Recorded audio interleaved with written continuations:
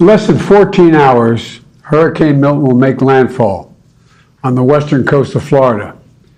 Winds will be fierce at well over 100 miles per hour, with storm surges reaching up to 15 feet and up to 18 inches of rain.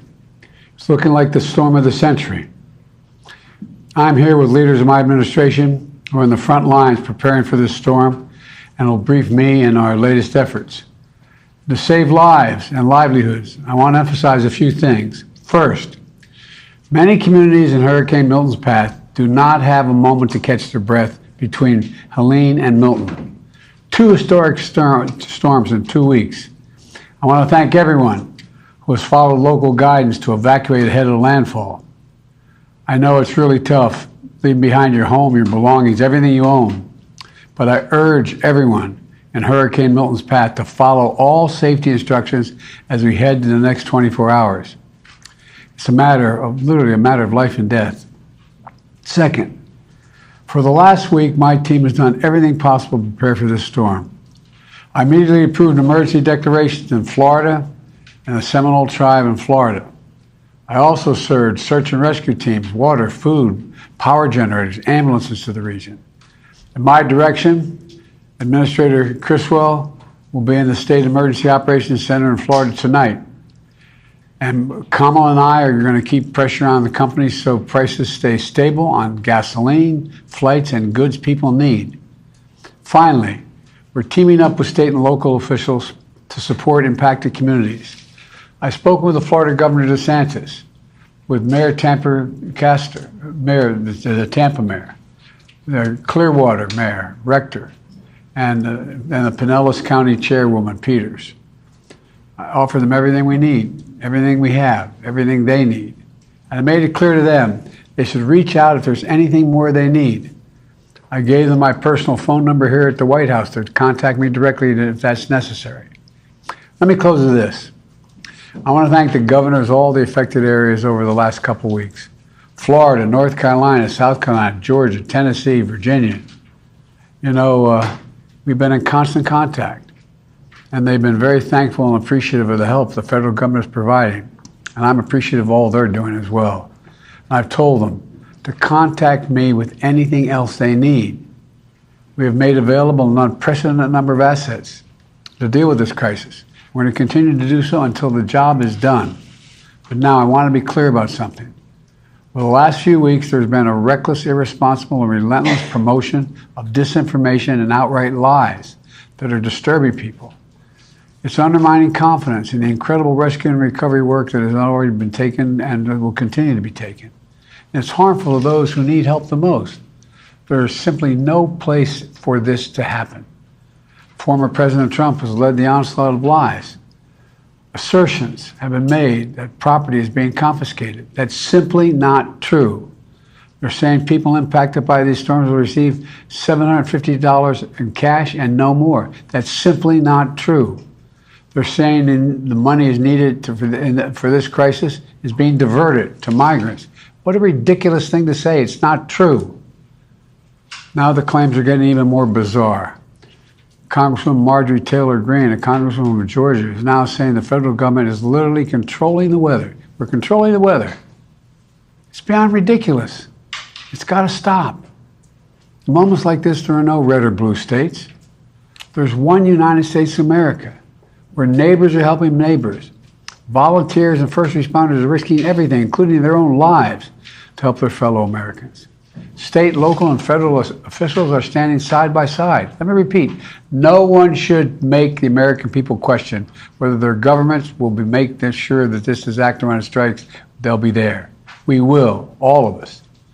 I'm going to turn it over to Vice President Harris, if that's okay with all of you. Thank you. Madam Vice President. Thank you, Mr. President.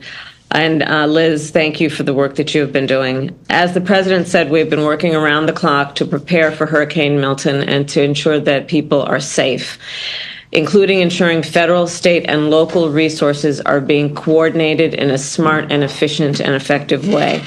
We have also been in constant contact with the leaders in Florida to make sure that we are cutting any red tape that might get in the way of getting relief to folks, to make sure also that communities receive the resources and the support that they need as quickly as possible. Already, we have sent more than 1,000 federal personnel to be on the ground in Florida to assist with what needs to happen in the state to prepare for this hurricane, and we will continue to scale up those efforts.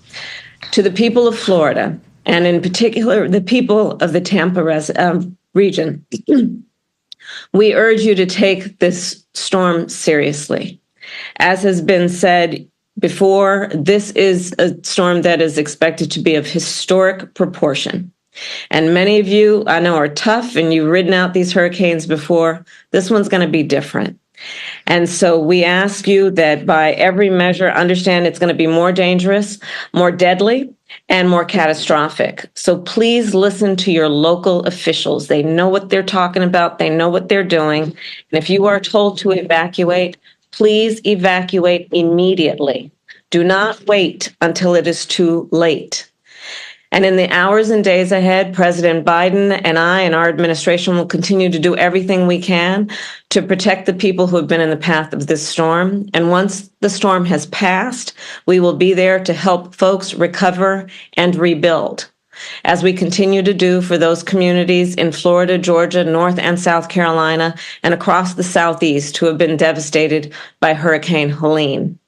Finally, as the president mentioned, to any company that or individual that might use this crisis to exploit people who are desperate for help through illegal fraud or price gouging, whether it be at the gas pump, the airport, or the hotel counter, know that we are monitoring these behaviors and the situation on the ground very closely, and anyone taking advantage of consumers will be held accountable. The bottom line is this hurricane poses an extreme danger, and we urge everyone in Florida to take extreme caution. And we are with you, and we will get through this together. And with that, I will hand it over to Homeland Security Advisor Liz Sherwood-Randall. Thank you, Madam Vice President. Mr. President, Madam Vice President, you will now receive a briefing on the latest forecast for Hurricane Milton and actions that we have taken to prepare for it and be ready to respond to it. You'll hear from Administrator of FEMA, Deanne Criswell, the Director of the National Hurricane Center, Mike Brennan, the Director of the National Weather Service, Ken Graham, Secretary of Homeland Security, Ali Mayorkas, and the Commandant of the Coast Guard, Admiral Linda Fagan. We'll begin the briefing with Administrator Criswell. Over to you, Deanne.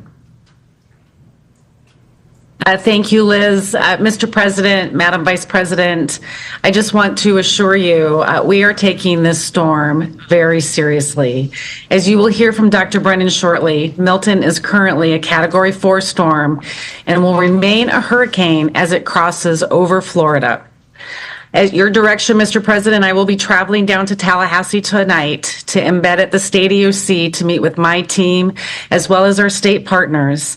And I will be there to assess the damages and the impacts immediately following the storm, working in close coordination with the state to ensure that they have everything that they need to support their priorities. As you have always directed me to do, I am leaning forward to make sure that we are strategically placing our resources and our teams to be able to rapidly respond in Florida. There are currently over 1,000 federal personnel on the ground in Florida supporting the efforts from Hurricane Helene, as well as the previous storms that have happened over the last few years.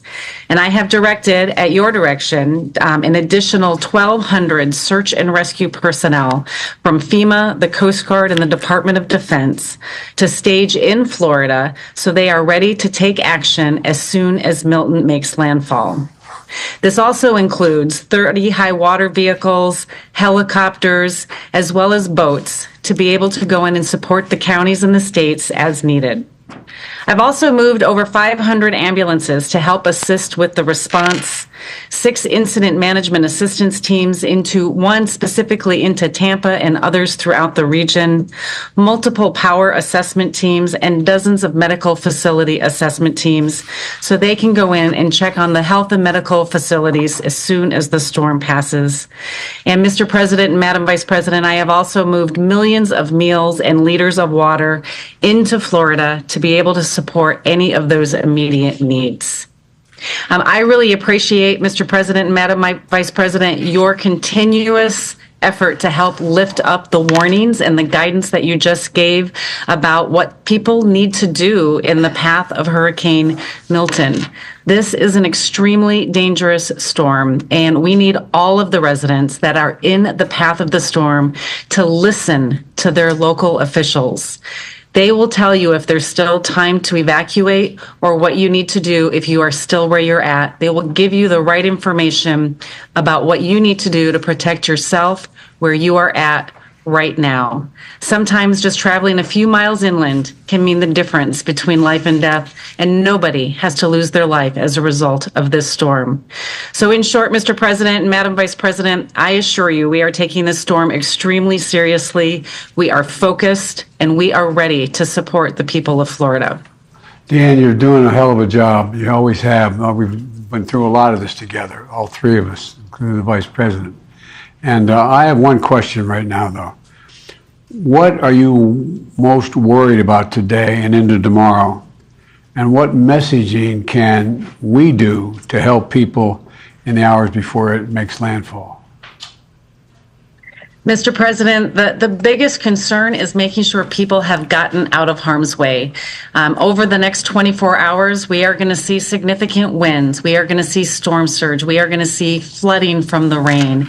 People need to be able to take this storm seriously. They need to move, if they still have time to move, out of harm's way. And we are prepared to support Florida with additional search and rescue assets to help save lives.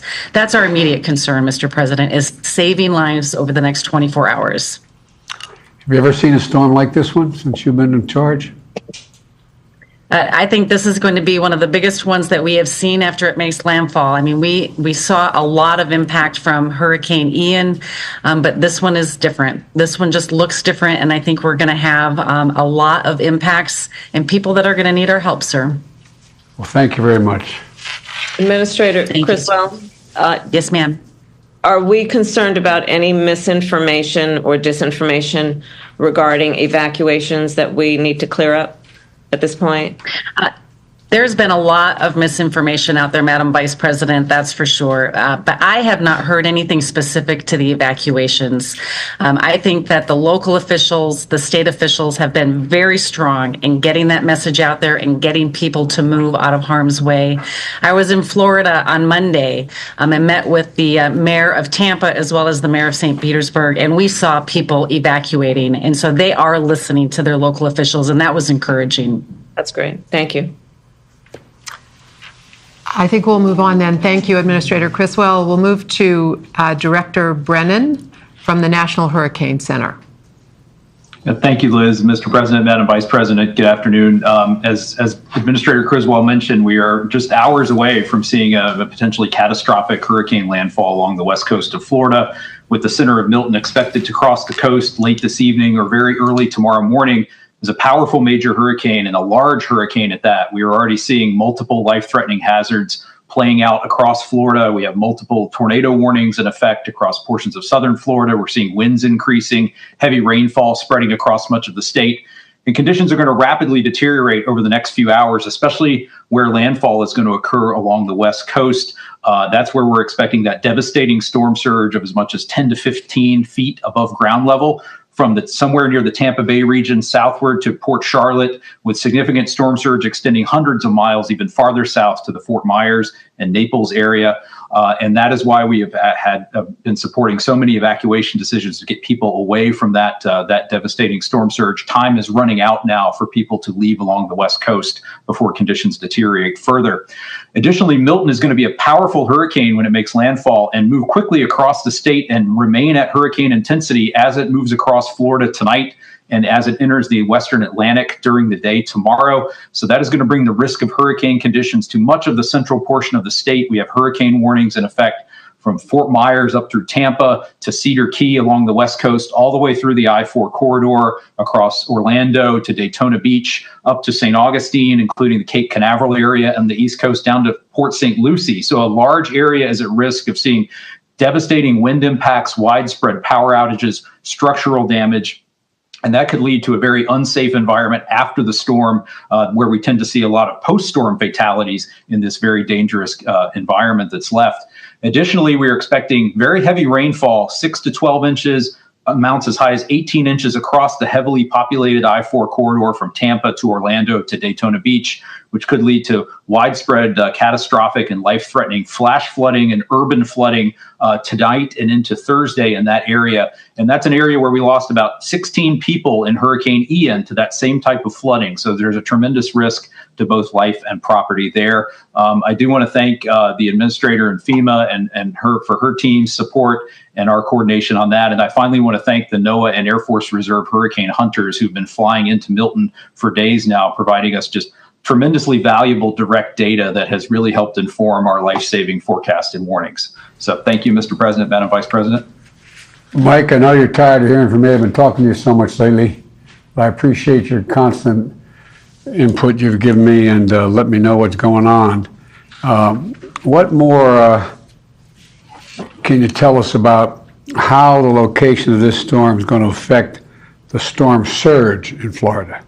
I mean, because that's pretty consequential, right? The surge. I mean, that's what you're focusing on? Yes, Mr. President, that just a shift of a few miles in the landfall location will make a big difference in what area sees that very worst storm surge. So a track of the center to the north of Tampa Bay would push the highest storm surge into Tampa Bay itself. A track 5 or 10 or 20 miles south would push that higher storm surge, say, down to the Sarasota, Port Charlotte area. Even as close as we are to landfall, it's not really possible to tell exactly where that worst surge will occur. It's one wobble away from shifting 10 or 20 miles. So that's why we've conveyed that risk across such a large area to help support the evacuation of much of that west central coast of Florida. But Tampa Bay is particularly vulnerable, correct? Correct. Yes, Mr. President. It's one of the most vulnerable locations along the entire west coast of Florida because water gets funneled up into the bay. If you were to see a worst case scenario there, you could see storm surge as much as twice as high as they saw during Helene, where it got up to 7 or 8 feet in the bay. It could potentially get up above 10 feet in this event. Well, thanks a lot, Mike. I appreciate it. Hey, Mike. It's good to see you again, and thank you for all your work. So for the folks who have been living in Florida a long time and have experienced these storms many times, how are you talking with them about how this is going to be different and so the difference between what they're used to and what this will be as a way to hopefully give them more encouragement to know that they need to get out? Yeah, thank you, Madam Vice President. Yes, we've been emphasizing the size and the intensity of the storm and the direction at which it's approaching, which is unusual and really raises that storm surge risk for the west coast of Florida. We typically see hurricanes approach the west coast of Florida from the south or southeast, moving parallel to the coast. This track more perpendicular to the coast really raises the storm surge risk. And the size of the storm is going to produce hazardous impacts across much of the peninsula. So we've been hitting the surge risk on both coasts, actually, the hurricane force winds, the flooding rainfall threat, the tornadoes, and trying to re-emphasize the scale and breadth of the threat, which is somewhat unusual for Milton. Thank you, and thanks for your good work. Mike, one more question. Yes, sir. For people listening, what is the width of the state of Florida from the Tampa Bay area across to Sebastian Inlet in that area to Palm Beach? What kind of distance are we talking about? Across the state of Florida, you're probably talking about, 150, 200 miles. That's an estimate, but the storm's going to be moving at 15 miles per hour. So it's going to be moving across that area very quickly.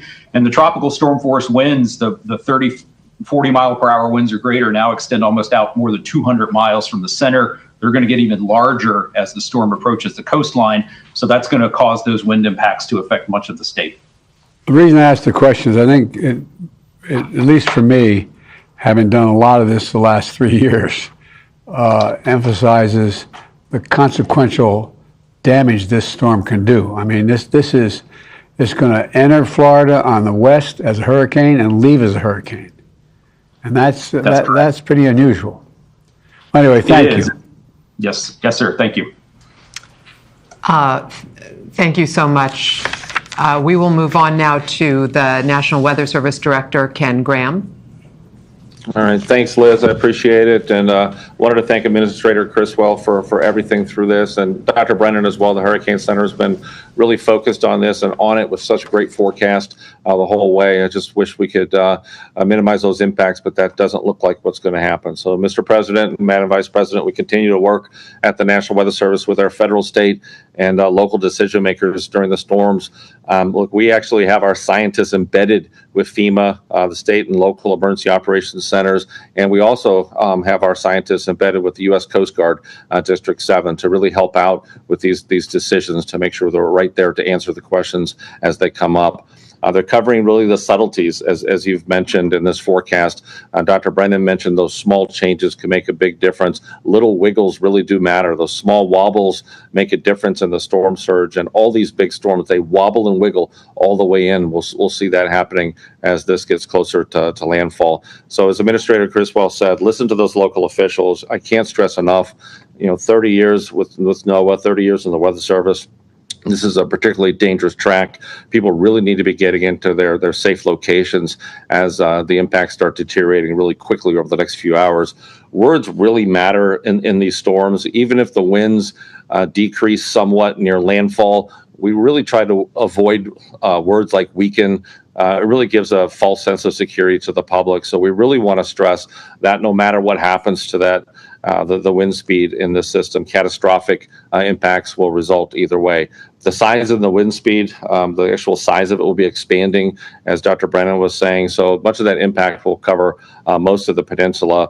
And Mr. President, like you said, Milton, think about it. It just goes over my mind over and over. Milton will enter as a hurricane and exit as a hurricane. So you'll see damage from the landfall point on the west coast, and you'll see damage on the east coast as well. So it's really important to focus on those impacts.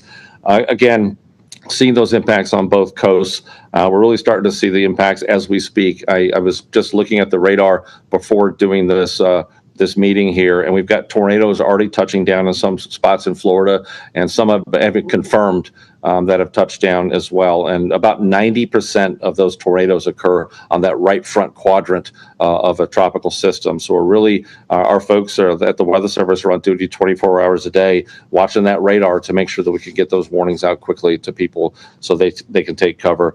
And as Dr. Brennan said, think about it, Mike, right, 140 miles wide. Now we're 200, and we expect it to be greater than 240 miles away from the center with these winds. So that's a huge area that we can see some of that damage. Very concerned about the storm surge, and I wanted to double down on something. It's not just Tampa Bay with that 8 to 12 foot forecast, or 10 to 15 down to Boca Grande. I mean, you could see 5 to 8 feet of storm surge all the way down to Chokoloskee. Think about Fort Myers, Naples, well away from that center. We just got to really keep reminding people they're not safe, even though you're not near the center of the storm. So we'll continue to really message that as we can. The other part of this, flooding could last a while. So unlike other areas with elevation, there's not much elevation in Florida. So some of these rivers are going to be slow to drain. Some of these rivers could stay up for about a week after the storm, and the storm surge will act as a blocker to drain some of that rain from the inland area. So that could really be add some challenges to some communities with the flooding and recovery efforts, as some of the roads will be pretty impassable. So, I was looking at this, Mr. President, Madam Vice President. Yesterday I said the clock was ticking. Today I'm saying the alarm bell's going off. People really need to start getting into their safe place. And as always, the Weather Service remains on duty 24/7 to make sure the decision makers have all the information they need and the updates to this storm. Ken, I'd like to focus on one thing you said. I don't think most people would think it, but the idea that sometimes it takes days for rivers to crest after a major storm like this.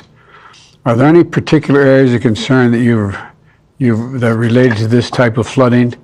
And how long do you think the flooding conditions could last? In other words, I think people think once the winds are died down and have gotten through that, okay, we're all set. But these rivers flooding are consequential, and it takes time, right? It takes time. That storm surge pushes up every nook and cranny of Florida. So it goes up bays, goes up rivers, it fills in all these areas. And then you add that incredible amount of rainfall, and that rain can't drain because the storm surge has it blocked. So just really looking at some of the areas in Hillsborough River, Alafaya River, the Peace River, some of these type of traditional places that could flood, we really got to watch those areas and those communities. So it takes quite a while for that water to drain. Thank you very much. Hey, Ken, I have a question for you. You mentioned words matter, and I know there's a lot of media following this briefing. So there have been, we've gone from a Cat 5 to a Cat 4, and the language that a lot of folks have been using is downgrade.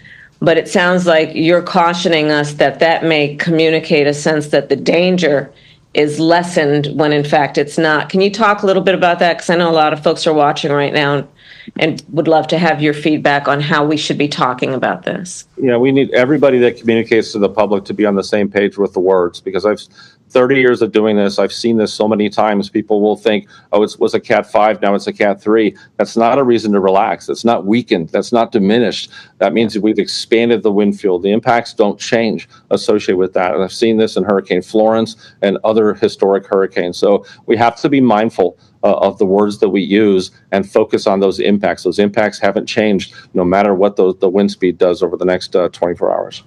Thank you. That's very helpful. Thank you. Thank you, Director Graham. We'll go now to Secretary Mayorkas, the Secretary of Homeland Security. Ali, over to you. Thank you very much, Liz. Mr. President, Madam Vice President, if I can just pick up on the important phrase, the words matter. I want to thank you for the strength and moral clarity with which you have been speaking to bat down false information that is being spread. That false information is only hurting survivors in need of help. And it is also hurting the first responders who are so bravely risking their lives to deliver that help to the survivors. Mr. President, Madam Vice President, we are executing on your directive to not only rely on FEMA to provide emergency relief, but to draw upon other resources throughout the Department of Homeland Security and throughout the federal government, throughout your administration. I know you will hear from the Commandant of the United States Coast Guard, Linda Fagan. The United States Coast Guard has deployed almost 1,300 personnel to Florida, not just for search and rescue, but also to ensure the safety and security of the port of Tampa, which is a critical lifeline for supplies that are needed by Florida and elsewhere. I want to also say that our U.S. Customs and Border Protection has devoted search and rescue personnel as well as other parts of our department. To give you just a quick snapshot of some of the resources that are devoted from other parts of the administration, the Department of Defense is providing search and rescue, commodity movement, commodity distribution, and security to Florida. We already have 1.5 million meals and 2.8 million liters of water ready to provide to people in need. The U.S. Army Corps of Engineers is providing temporary power, temporary roofing, debris removal support, and engineering expertise. The U.S. Forest Administration is also providing debris removal. This is absolutely critical so that our search and rescue personnel can reach the people in need and provide them with the humanitarian relief upon which they rely. Health and Human Services is providing hospital and health-related support. The Small Business Administration has dedicated 137 personnel to assist people who have lost or whose businesses are destroyed, to get them back up on their feet and understand what resources are available to them. We have an entire administration dedicated to this effort at your direction. And with that, I'll pause. Hey, Ali, Mr. Secretary, do you have everything you need from all the federal departments and the agencies in support of this response? Are there anything lacking? We certainly do have all of the resources. We are well positioned to continue to respond to Hurricane Helene, to respond to Hurricane Milton. Mr. President, we are meeting the moment and meeting the challenges because of the extraordinary people who've spoken before me. Well, I want to thank the governors. They've stepped up. All this disinformation going out about how, we're devoting all this money to migrants, and even one congresswoman suggesting that I control the weather and implying that I'm sending it to red states. It's stuff off the wall. It's like out of a comic book. But, people, when they're in trouble, or for example, and I asked this to our administrator, they said that you get $750 and that's it. You lost everything, you get $750. That's not it. That's just give you immediately what you need to get by the next day, to get a prescription, to get a whatever. Are you getting calls already about what we're going to be able to deliver for people who get in trouble? We are, Mr. President. Let me say that, one of the false narratives is that the federal employees who are actually delivering assistance will take an individual's land. And that is causing individual survivors not to approach the people who are there to help and obtain the relief to which they are entitled and that we have available to them. And the Vice President knows very well, as a former prosecutor, that false information only is fuel for the criminal element to exploit individuals in positions of vulnerability. And Madam Vice President, your words at the outset were so very important for that reason. Thank you. Mr. Secretary, I want to thank you and the folks in your agency working with FEMA, NOAA, and all the federal agencies. I've been on the ground, and the work that you all have been doing to coordinate with local and state law enforcement and first responders has been outstanding. It really does show the best of the kind of work that we do in a moment of crisis to work together. So I applaud the folks that work with you and your leadership in that regard. Thank you, Madam Vice President. Thank you, Secretary Mayorkas. We'll go now to Admiral Linda Fagan, the Commandant of the U.S. Coast Guard. Thank you, Mr. President, Madam Vice President, and I want to assure you that the Coast Guard is ready to respond. We continue to monitor the storm closely and are mindful of how dangerous and devastating the storm is and the potential to the region, which is still recovering from Hurricane Helene. My senior field commanders are well integrated with both the state and local emergency responders and have stood up incident commands. We continue to surge personnel and assets from across the country into the region. And I want to highlight how we prepare for storms. And so we have people in helicopters and aircraft and boats and cutters that would have been in harm's way for the passage of this storm. And we have sorely moved those people and assets out of harm's way for the storm. They are ready and positioned to begin to move back into the region as soon as it is safe to do so. In addition to the aircraft and ships and boats, it includes shallow water boats, medical teams, pollution response teams, crisis support teams. Our top priority is saving lives and safeguarding the marine transportation system. This also includes responding to any pollution incidents. We will begin to move back into the region as soon as it is safe to do so, with our primary initial focus being life-saving work and reopening the ports to re-enable the flow of commerce. I want to focus just for a minute on the Port of Tampa, which is the largest port in Florida.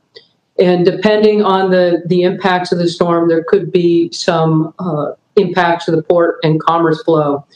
We will conduct overflights as well as bring ships into the region to ensure that the channel and the harbor is clear and safe for commercial traffic. We will work with the Army Corps of Engineers and others to do those assessments.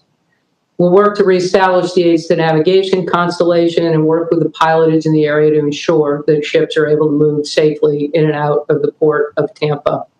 We'll also need to ensure that the port has electricity for handling cargo and cargo flows.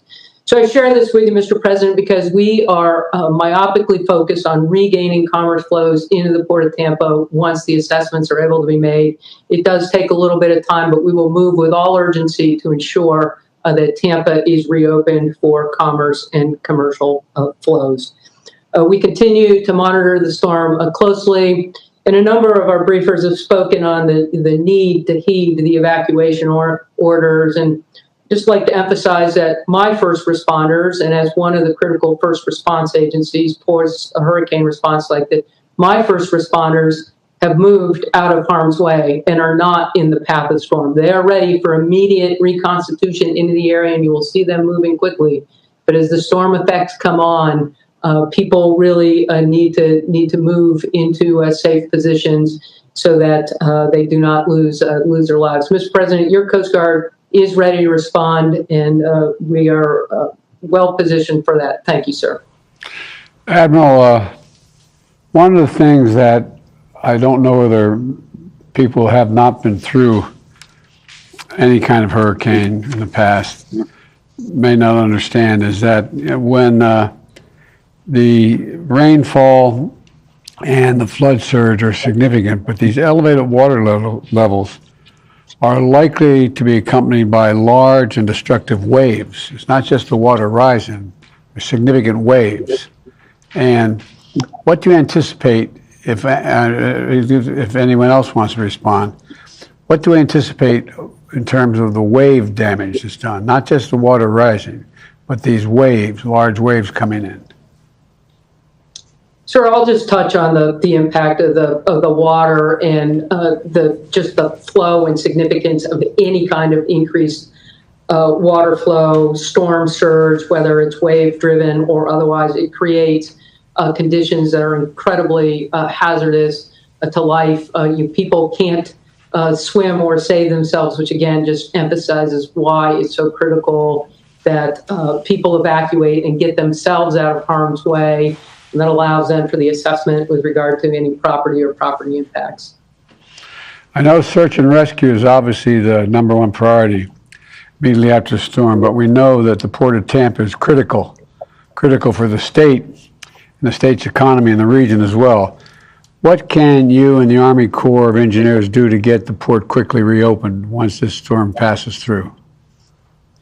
Yes, thank you, Mr. President. We're already in conversations with the Army Corps of Engineers aligned on the need to begin those assessments as quickly as possible to determine whether there were any impacts from the storm or not and regain and reopen the Port of Tampa.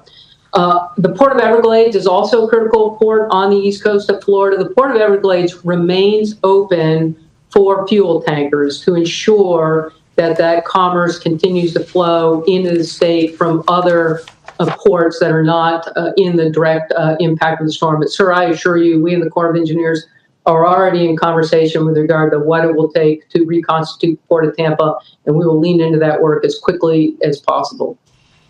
Thank you, Admiral. Appreciate it. Commandant, I echo the President's words. Thank you for what you and the men and women of the Coast Guard have been doing in response to Hurricane Milton and now this. And your emphasis on the importance of the port in Tampa is critically important to recovery. So thank you for all the work that you are doing. I know that resources are spread thin in terms of your folks being on the ground in every area right now. And you're doing an extraordinary job. So thank you for that. Thank you, Madam Vice President. To each of the dedicated professionals on this screen, we are truly in your debt and in debt to your teams for what they are doing right now to prepare for and respond to what is coming to Florida this evening. With that, we will conclude the public part of this briefing. And if you'll just stay on the screen for a few minutes, we can I say one closing have further thing? conversation. Of course, Mr. President. Pass on to your folks how much we respect and understand. A lot of these folks are risking their lives. Yes. They're risking their lives to help other people. I mean, this is Americans helping Americans in ways that when, to me, it's a measure of who we are as a nation when we see this happen. And it constantly happens. Americans stepping up to help other Americans and risking their lives. So thank all these first responders. It really matters. Really, from the bottom of our heart, thank you, thank you, thank you. Sorry. We're ready.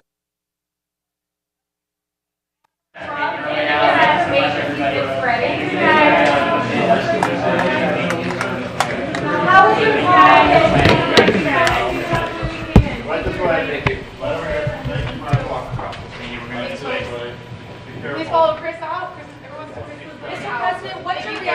making our way out. Thank you for Donald joining Trump us. and the misinformation he's been spreading. Is Governor DeSantis doing a good job, sir? Thank you, folks. All right.